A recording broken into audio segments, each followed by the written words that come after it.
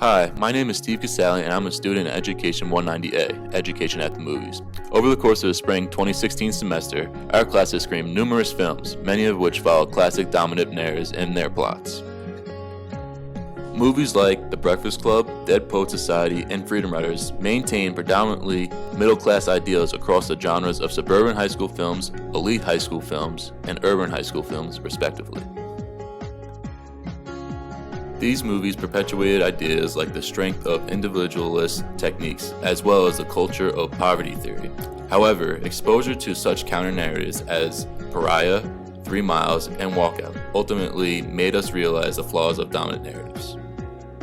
These lessons and their problems were humanized. As young adults, we were finally realizing how to separate media from reality. That caused us to think, could this type of exposure be even more beneficial to younger students? The clips that showed us how films had an effect on children's perceptions of race and non-heterosexuality also affirm this message. If movies can give children these harmful ideas, then the reverse should also be true.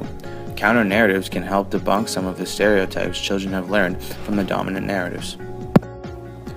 These children just viewed the films Beauty and the Beast, Tarzan, and Pocahontas. Listen to how these dominant narratives influence the children's ideas as these films portray and impose sexist, abusive, and racially inaccurate understandings of reality. If Belle was my friend and I saw what happened to her, like yelling and romantic, I'd be happy for her because she found someone who she liked, and I would be happy for her that she likes the Beast and that she would stay with him. But I'd also feel bad for her because she gets yelled at a lot. If Belle was my friend and I'd seen her go through this whole thing, I'd probably just say keep on being nice and sweet like you are, and that would probably change him. And in the movie it does. I never seen any black people in Disney's movie. I can't think of any Disney movies that have black people that are good or bad. I think that at the end, the Pilgrims travel back to England because they understand that it's their land and they shouldn't be taking it over.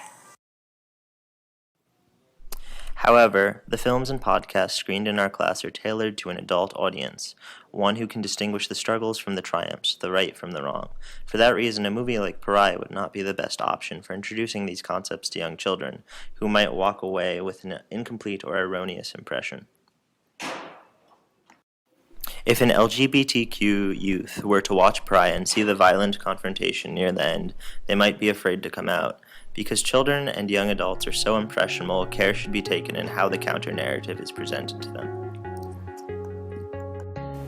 Such clips as J Smooth's minute-long race-forward videos are concise, digestible examples of how counter-narratives could be introduced to younger students. As is demonstrated in the aforementioned studies and documentaries, media doesn't tell the whole story. Children deserve to be presented with the stories that media silences, and they shouldn't have to wait until they reach college to have such access. Through counter-narratives, we can form a counter-education, focusing not only on our society's problems, but on its solutions.